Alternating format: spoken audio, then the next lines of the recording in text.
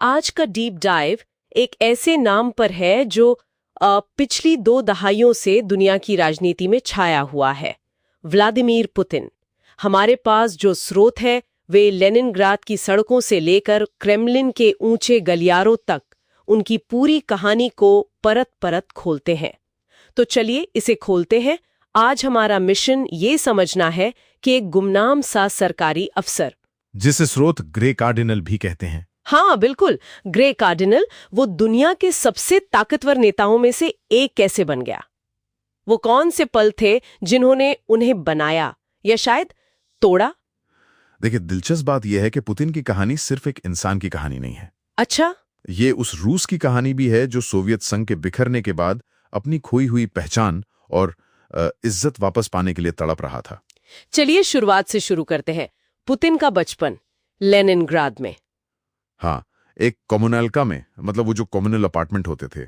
माहौल बहुत सख्त था, है ना? उन्होंने खुद कहा है कि सड़कों ने उन्हें एक अहम सबक सिखाया।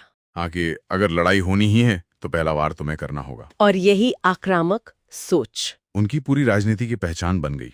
लेकिन यहाँ एक मोड़ आता है, जूडो। जूडो एक खेल। उनके लिए सिर्फ एक खेल नहीं था, ये उनकी सोच का एक तरह से खाका बन गया। स्रोत बताते हैं कि इन्होंने यही सीखा कि कोरी ताकत ही सब कुछ नहीं होती।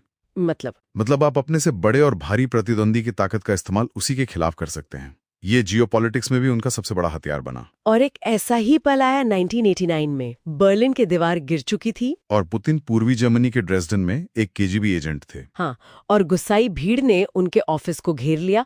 उन्होंने मदद के लिए पास की सोवियत टैंक यूनिट को फोन लगाया। और वहां से जो जवाब आया उसने मतलब हमेशा के लिए उनकी सोच बदल दी। क्या जवाब था? जवाब था, हम मॉस्को के आदेश के बिना कुछ नहीं कर सकते, और मॉस्को चुप है। मॉस्को चुप है। हाँ, सत्ता का केंद्र बिखर चुका था, कोई आदेश देने वाला नहीं था।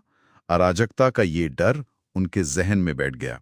और इसी अनुभव ने उनके पावर वर्टिकल के सिद्धांत को जन्म दिया। बिल्कुल, यानी सत्ता का नियंत्रण ऊपर से नीचे तक सीधा और सख्त होना चाहिए। ये तो हैरान करने वाली बात है। और यही सोच हमें 1999 में भी दिखती है। हाँ, 1999 में जब बोरिस येल्त्सिन ने उन्हें अपना उत्तराधिकारी चुना तो उन्हें कोई जानता भी नहीं था।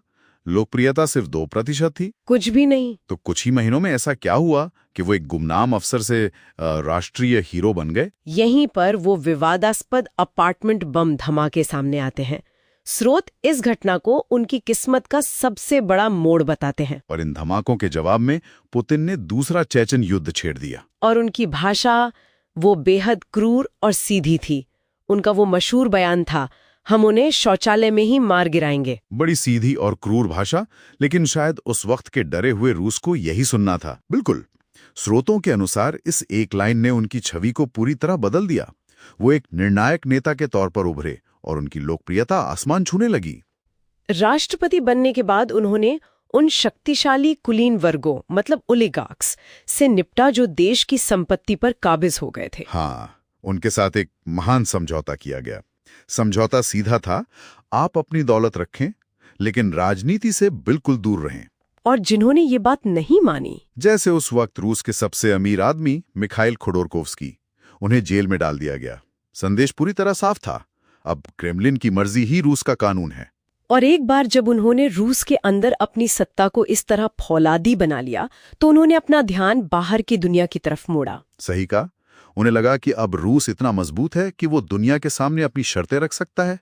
और यही हमने 2007 के म्यूनिक भाषण में देखा। उस भाषण में उन्होंने खुले तौर पर अमेरिका के नेतृत्व वाली एक ध्रुवीय विश्व व्यवस्था की निंदा की। हाँ, मतलब एक ऐसी दुनिया जहां सिर्फ एक ही सुपर पावर, अमेरिका, अपने नियम चलाता है। ये पश्चिम के साथ टकराव के एक नए दौर का एक तरह से ऐलान था। और इसके बाद की घटनाएं तो इसी टकराव की कहानी कहती हैं। बिल्कुल, अगर हम इसे बड़ी तस्वीर से जोड़ें तो 2008 में जॉर्जिया पर हमला हो या 2014 में क्रीमिया का विलय, ये सब रूस के प्रभाव क्षेत्र को फिर से हासिल करने की कोशिशें थी। हाँ, और नाटो के विस्तार को रोकने की। और फिर 2020 में संवैधानिक बदलाव करके उन्होंने अपने पिछले कार्यकालों को शून्य कर दिया, जिससे उनके लिए 2036 तक सत्ता में बने रहने का रास्ता साफ हो गया। तो इस सब का मतलब क्या निकलता है? लेनिनग्राद की गलियों के एक लड़ाके से लेकर एक ऐसे शासक तक का सफर जिसने रूस को स्थिरता तो दी लेकिन उसकी आजादी की कीमत पर। आज के स्रोत बताते हैं कि पुतिन शायद एक ऐतिहासिक जाल में फंस गए हैं। ऐतिहासिक जाल? यूक्रेन युद्ध ने रूस को पश्चिम से लगभग पूरी तरह अलग थलग कर दिया। जिस शख्स ने रूस को घुटनों के बल से उठाने का वादा किया था, उसी ने आज देश के भविष्य को एक बहुत बड़े दांव पर लगा दिया है। और यहीं हम एक सवाल छोड़ जाते हैं। जब किसी देश की पूरी किस्मत एक ही इंसान के फैसलों और उसके वजूद से इस कदर जुड़ जाए, तो उस देश का भविष्य आखिर होता क्या है?